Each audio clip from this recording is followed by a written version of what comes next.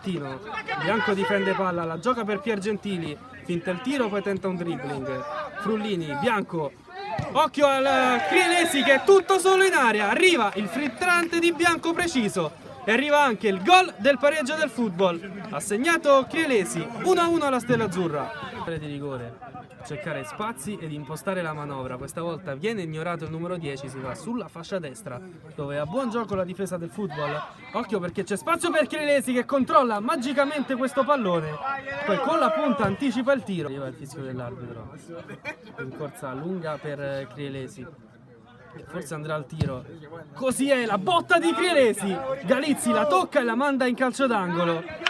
Intervento qui Bianco, occhio a Martino che chiama palla ed è tutto solo, non gli arriva il pallone, allora possibilità per il football con il tiro da fuori, tentato da Crielesi, ancora Crielesi pericoloso, pallone di poco a lato, ora il pallone a Frazzini che lo rimette in gioco per Bianco. Frazzini si propone in profondità, riesce a controllare questo pallone prima che esca, a giocarlo in area, ancora per Crielesi, sicuramente il più pericoloso dei suoi in tutta la partita. Ok, Crielesi, rincorsa lunga per lui, il destro, una deviazione davanti a Galizzi, la palla che rimane lì, però era uscita, allora calcio d'angolo per